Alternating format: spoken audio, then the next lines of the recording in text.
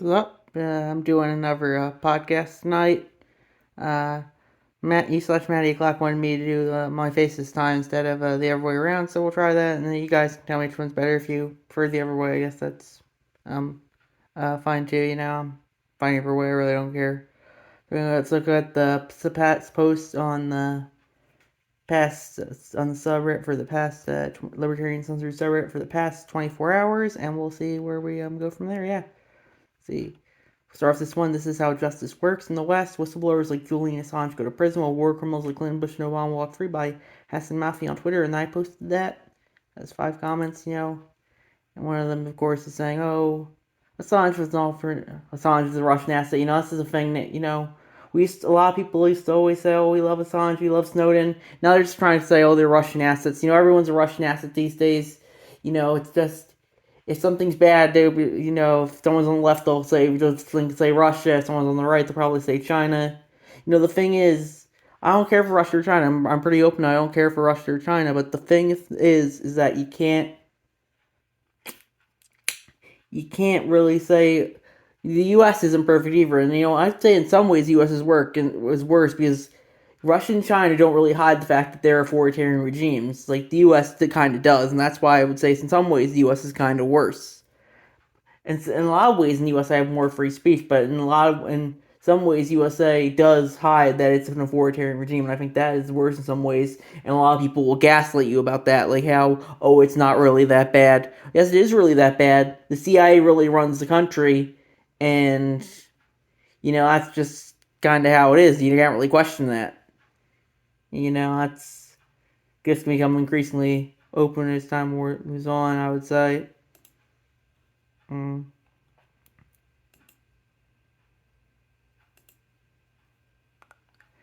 And then I posted every objection to police militarization is dangerous, slippery slope has been 100% vindicated history. There's no reason to object to any to change as they start rolling out cop bots. Caitlin Johnson, I posted that. So, yeah, I think police militarization is something that's really scary. I'm not really the most pro police guy. I do think in some ways for people who can't defend themselves, I think the police are not as bad as like a lot of people on the left would say. But you know the police, they can be very dangerous, and that's why I just try and avoid them. And I'm fortunate enough to be generally able to do that. I know a lot of people who aren't able to do that, and I think that's kind of sad. You gotta think about that and how they can't do that. Yeah. Next we have, so you're speaking for dead people, and you're convinced that they would all support the tyrannical policies that didn't save them by Dave Smith, and I posted that. And let's see, yeah. I think it's kind of, yeah, I would agree with Smith there. It's kind of crazy how we took all these precautions for COVID-19 and still millions of people died. And the common retort is, oh, it would be worse if we didn't take all those precautions. But the thing is, like at some point, you can't just justify authoritarianism because it's good authoritarianism. If you want to protect yourself, you have every right to do so. But the thing is that COVID was deadly, but I think in some places you have to, you know, do find like a middle ground, like what freedom you're willing to give up what for safety, but you shouldn't force other people to give up freedom for safety. That's authoritarian. You can give up all the freedom you want for safety, but yeah. And I think that's COVID-19 really shows that a lot of Americans really care much more for safety than freedom. I was kind of a big COVID guy for the first couple months of the pandemic. For over the first year, really, I wore a mask like 2 weeks until after I got vaccinated. But I just think social media and the response and kind of like social media is probably the worst thing in the pandemic, if anything, because it really just kind of pushed these narratives of be afraid, do what authority tells you. It was kind of like 9/11 in that regard. They pushed authoritarianism was pushed, and people accepted it, and that's why I think it's important to remember. Social media is this tool to control people. I recently posted about the song American Idiot and like how the Bush administration and the media used 9/11 to control people. Now that they pretty much do the same exact thing today. The government and the media still use this fear and anxiety to control people. Now you can't call them out on that, or they'll come, or you're like, oh, you're some crazy conspiracy theorist. That's just kind of the thing. I would say, it's you're not allowed to question anything, or people come out for it. You have to pair people's. You have to if you disagree with someone at all, they always you're not people will always be mad at you if you disagree with them in any way. That's just how it is. People like nothing more than to just be circle jerked, and that's the internet's kind of proof of that. They always just want to say, "Oh, you're right. You just rub them all," and just that's yeah. I would say so. I would say that's kind of a thing. We have a political cartoon by uh, Motherfucking. There must be a source of energy down there. Must be, and then there's the sun. So they're looking down for like oil, but there's the sun. I think the thing is that if I think this is kind of like propaganda. I mean, everything on here is propaganda, but this is clearly propaganda. For solar power. The thing is, if solar power, people try and harvest these. I'm not going to pretend that big oil doesn't try and push for more for fossil fuels, but these alternative energy sources, if they were effective, people would use them, and people need to remember that. Like if solar power was as effective as if electric cars were as effective as people said they were, the government wouldn't be forcing people to use them. That's what people need to remember. And I think, yeah, if you're forcing someone to do something, it's not generally not a good. It's generally not a good thing. If you're forcing someone to do something that's not an app violation, it's generally there's a reason for why people do things the way they do things. It's society is structured as it is for a reason, and the thing is that um, yeah, like everyone thinks they can change society to meet their needs, but society is always going to be predominantly structured in its own way. People will try and construct their people will always, as we said, kind of will go for safety over freedom, and that is something that you have to remember. People will always kind of just try and not take risks. I would say, unless of course their media tells them to take risks, then that would be then they'll probably take a risk. People will just don't. Yeah, like you can't say. In regards to risk, I would say you can't just say, "Oh, jump off a bridge." But if it aligns enough with the narrative, I think you can pretty much get people to do anything if you word it the right way. I would say, especially if you have enough social capital. I would say, but yeah, we'll see how that goes. What the yeah.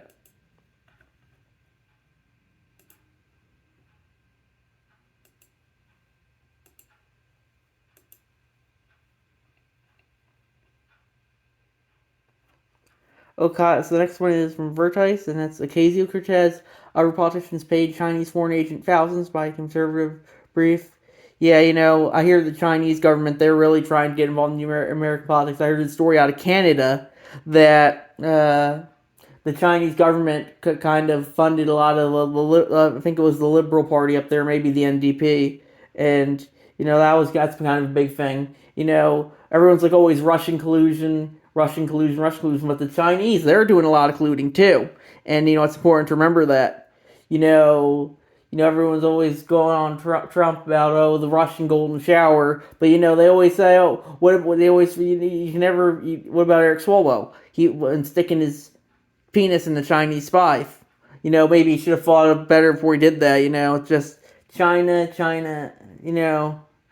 It's just kind of like another Russia thing. The thing is, every we live in a time where every foreign power wants to influence the U.S. government, and I would say everything wants to influence the U.S. government. That's why I think in a lot of ways the age of social media is the age of propaganda. Everyone wants to manipulate you into thinking what they want to think, and it's important to remember that. You know I think in a lot of ways we've never been as manipulated as we are right now, and it's going to get much worse. Especially if you know If they can say, if I think the rise of AI is going to get much worse, people are going to get much more manipulated, and it's not going to be good. Video shows wildlife officers killing more than 30 pythons, but pet boa at Florida reptile rally by from NBC, Dallas Fort Worth by Harumph, and let's see. Yeah, it's not good. You shouldn't be killing wildlife even if it doesn't have a license. Just don't kill people. Don't kill people or things. That's just my thing. I only think it's really a nat violation when it comes to humans, unless but I would just don't kill things. Unless it's like maybe for food or sport. And I think it would be a bit more appropriate. But other than that, well, not humans for sport. That's not like the most dangerous game. But um, yeah, and that's more to remember. Comedies to get about Australia's marine stage like fine wine. 3 years ago, I Shy Town. That's just more Chinese it's from our side. That's Chinese propaganda. Yeah, a lot of Chinese propaganda on Reddit. The Chinese really astroturf Reddit, I would say. I think the Chinese, I think a Chinese company, I think maybe Tencent has a significant share in Reddit, and you can kind of see that with how Reddit it's kind of they don't like to let you talk about Tiananmen Square on some subreddits. It's kind of important to remember that China, I would say, has a lot of control of Reddit. The DNC too, but China is really where you want to look out for. Well, that sounds familiar by El Pablo. Number Chi-Town 1. French protesters during a symphonic concert in front of the Constitution. That was kind of cool. We're, I don't really know what to say there. I pick up our discussions. Yeah, it may be socialist, but I like concerts. They're kind of. I like how the French protesters were trying to go to BlackRock. They realized who was really running the show. I'm not a big fan of big business. It's the corporatism of governments. As they say, fascism might as well be called corporatism because it's the merger of state and corporate power, and you see that from like the Twitter files and all that. And yeah, U.S. Mexico border. Federal officials frustrated by what left with Biden turns Trump era policies. And then Ninja Lover, yeah, I had a good comment on that. Biden did say nothing will fundamentally change if I'm elected. That's kind of duopoly for you. Nothing really changes. Obama was telling, "Oh, I'm gonna bring all this hope and change." That never passed. And then Trump was like, "Oh, we're gonna shake things up. We're gonna drain the swamp." And that never passed. It's theater. That's all it is. They're just figureheads. The CIA really runs the country. I would say not really the federal government. Not really yeah. They're just it's just kind of wrestling. That's all it is. It's faker than wrestling. That's what U.S. politics is. It's faker than wrestling. It makes wrestling look like not fixed at all. Next, we have best and worst decisions of the U.S. Supreme Court per Chief Justice. I did that one. Yeah, I'll read my one. I'll read my opinions on that. I had a good comment. I didn't really. Yeah. So I would say the best for Roberts, I would say, is the Bergeville v. Hodges in 2015. And I think that was a good case because I really think the government should be out of marriage entirely. But I do think Bergeville v. Hodges really did get marriage equality for at least monogamous marriages. I think that's really important. I would say the worst is Dawsey Jacksonville Self Organization 2022. Yeah, I would agree. I would say that. Yeah, because Roe v. Wade was kind of like this Roe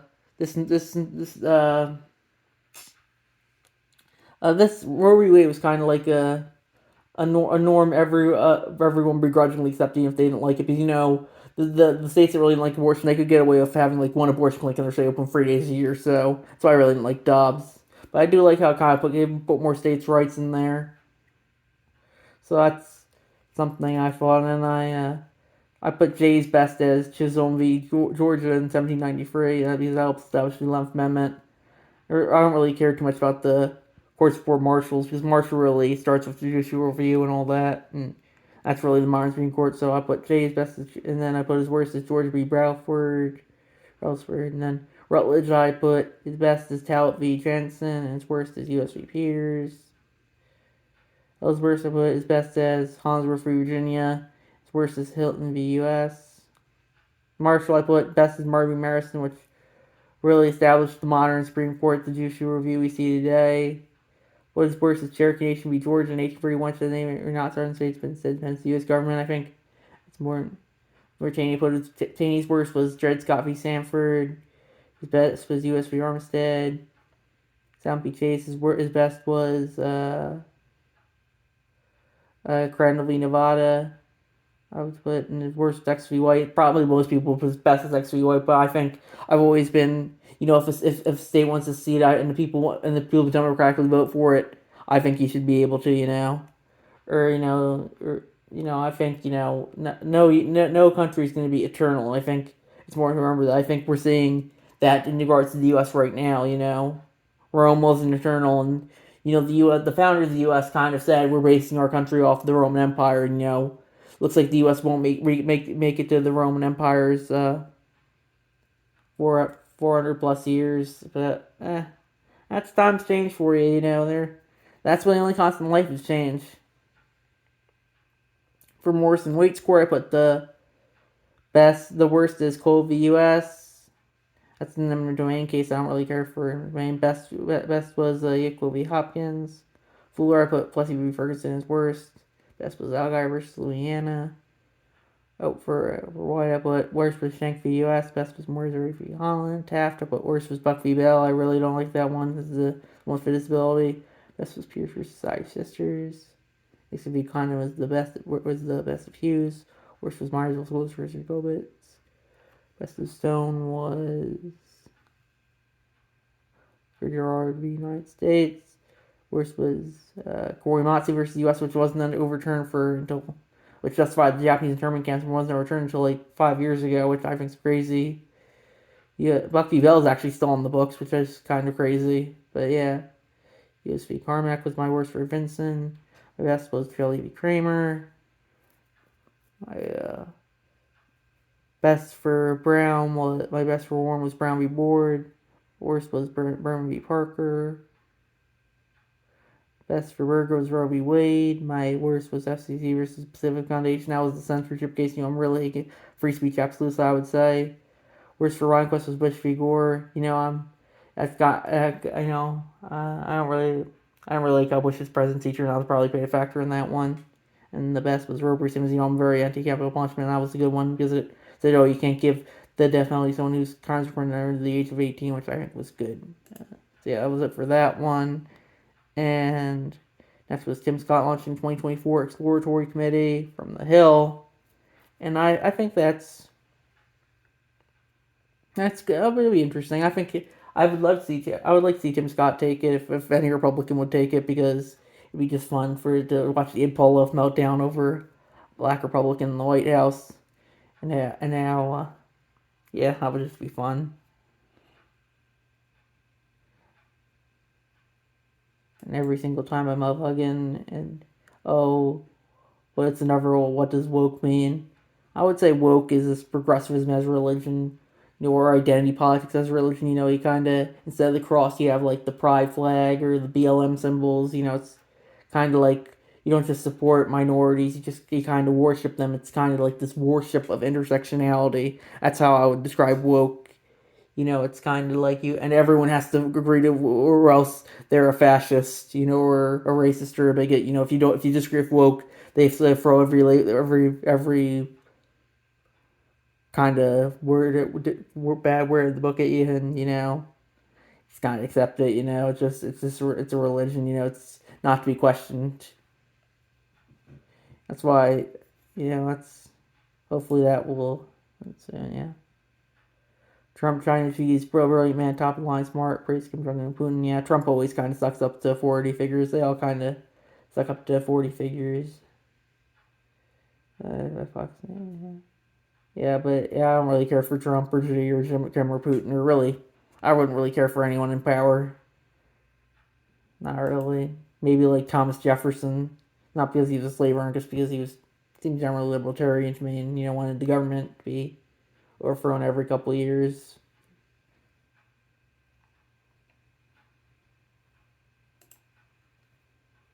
Next is losses everywhere. Alvin Bragg is being sued for interfering in the 2024 presidential election. Yeah, I don't really care for Trump, but that's clearly going to be seen as political prosecution. I could care less if Trump goes to prison, but a lot of people are going to see that as political prosecution. It's important to remember that. It's always you always have to remember like what you can get away with, and like if Trump just can't go out on the street and murder 5 people, but this is just kind of bullshit. It's a victimless crime. That's important to remember that. I think I would throw all the presidents in prison. I'd throw pretty much everyone in prison, but I would just get rid of prison, just let vigilantism roll. I don't really care. It's just it's just it's because the state, who the state defines what a crime is. They can throw in just anyone they want. And let's see, you might have nothing you can do about it. And how about it? You guys hear Bioshock? Actually, I never played Bioshock. I hear it's about a lot of Enron stuff. I never really played the game. Any of the Bioshock games. Uh, uh, I think you should be able to use any criticism you want of any ideology. It's very free speech like that. You gotta think for yourself. All federal gun laws are unconstitutional. Missouri, yeah, Missouri's a nice state. Well, it can be gone backwards, but I like Missouri. They legalized weed recently. I got to meet yeah, I got to meet Dick Vermeil once. He won a Super Bowl and with a team from Missouri, so that's cool. This time with better video and audio, it's Elon Musk, and he's saying, "Oh, we need the examples of the hate speech on Twitter," and he's like, and the BBC's like, "Oh, well, we don't have any examples." That's pretty much that's kind of the gotcha test. Like, oh, define woke. Oh, we don't know what woke is. Everyone that's these days. Everyone just wants the gotcha clip. Oh, you can't define you can't define this. You can't define that. It's just everyone wants to just. That's social media for everyone just wants to humiliate their really political opponents. I would say, but doesn't really matter. It was fun. Yeah, I hope the yeah. Let's see. I hope the BBC continues to realize it's lost a lot. We had Tennessee Representative Justin J. Pearson sold a fraud.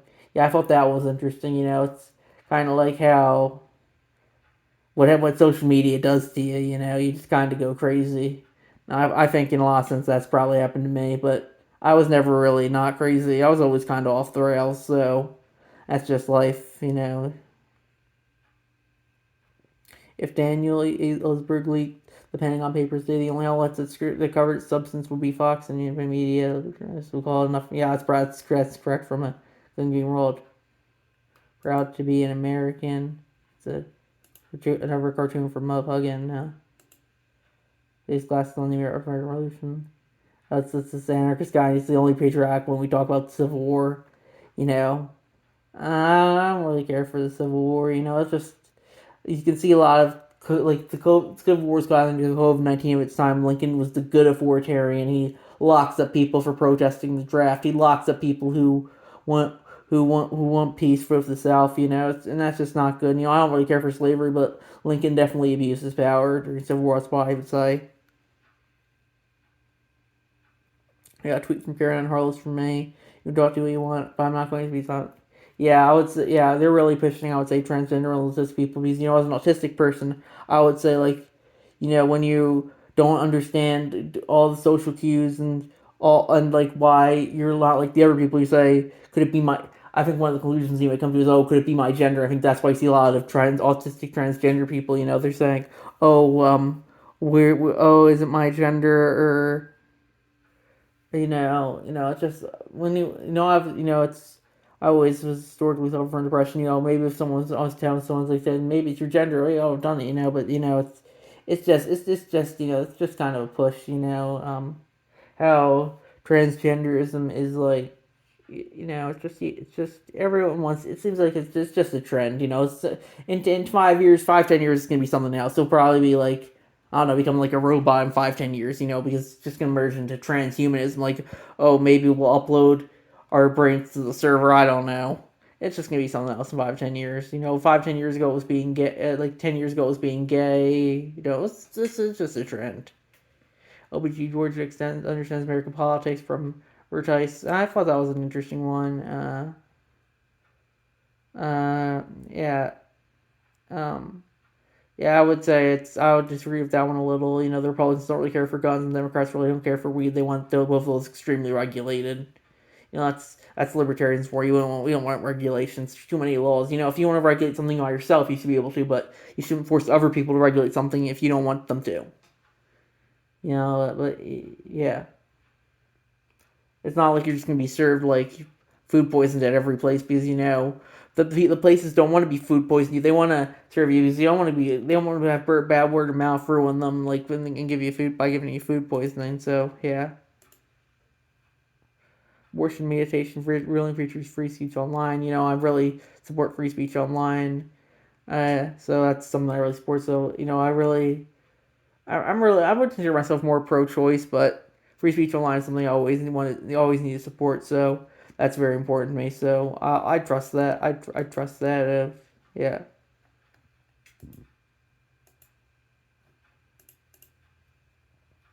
Senator Mike Room support for 12-year-olds' right to marry.